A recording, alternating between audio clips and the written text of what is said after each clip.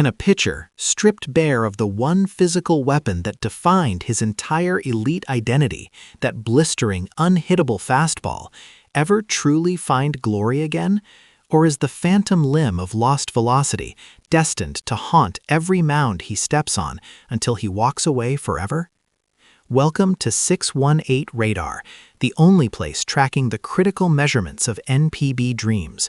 Because right now, all our sensors are locked onto one crucial number, the 160 kilometers per hour threshold Naoya Ishikawa needs to shatter if his redemption arc is to be complete. This isn't just another story about a senior guy casualty seeking a minor league lifeline. This is a high-stakes psychological drama wrapped in baseball cleats. When Ishikawa received that heartbreaking designation from the Fighters, it was the culmination of 2 agonizing seasons spent outside the first-team rotation, a direct consequence of the 2020 Tommy John surgery that stole his heat. His identity was built on pure, unadulterated velocity. As former Fighters pitching coach Kenzo Sato once put it, Ishikawa doesn't just throw the ball, he attacks the catcher's mitt with a primal scream. If you take away the velocity, he ceases to be Ishikawa. The data validates this emotional assessment. Before the injury, his four-seamer averaged a blistering 153.5 kilometers per hour, generating a swing and miss rate of 28%. In his limited appearances leading up to the cut, that average had dipped precariously to 146. 1 kilometer per hour, dropping his strikeout rate almost by half. That 7.4 kilometer per hour gap is the professional chasm between a bullpen ace and a washout. But then, the twist. The call from Oisix manager Masaru Takeda after the November tryout. Takeda, who knows what NPB demands, didn't offer pity, he offered a challenge. Ishikawa committed instantly, fueled by the conviction that, I want to hold on until every possibility is gone. I won't retire until I've satisfied myself and bloomed one more time in NPB. This is the core of the conflict, Ishikawa's iron will pitted against his compromised body. Yet the real game-changer, the event that elevated this storyline from minor league hope to NPB headline news, is the introduction of Kazuhiro Kuwata as the chief baseball officer. Kuwata is not just an executive, he is a pitching savant, a man whose theories redefined biomechanics and the very essence of the pitch. Some critics immediately voice skepticism. We hear analysts like the fictional but influential sports pundit Akira Nomura stating, "This smells like desperation. Ishikawa's strength is power. Kuwata's gospel is finesse and control. They are oil and water."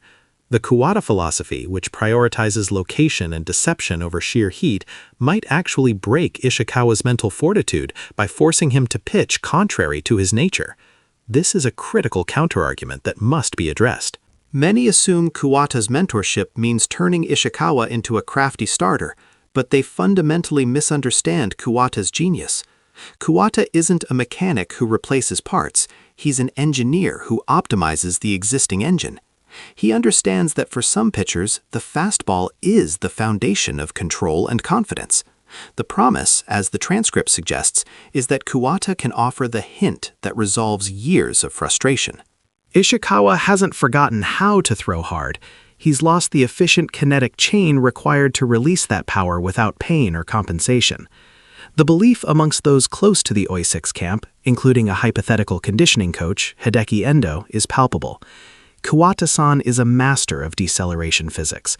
We've seen him work with others who lost speed due to poor landing mechanics post-TJ. Just 3 months ago, he helped a struggling former starter increase his four-seam spin rate from 2,100 RPM to 2,380 RPM by correcting his hip rotation. That's not finesse, that's efficiency translating directly to velocity. If Kuwata can fix the structural issues, that lost 7.4 kilometers per hour is absolutely recoverable. The fans demand that velocity. The comment section of the original video screams it. Give us 160 kilometers per hour, and the straight fastball specialist is the real Ishikawa. They are not asking for a changed pitcher. They are praying for the return of the guardian god. This is the ultimate test of the magic reformation narrative.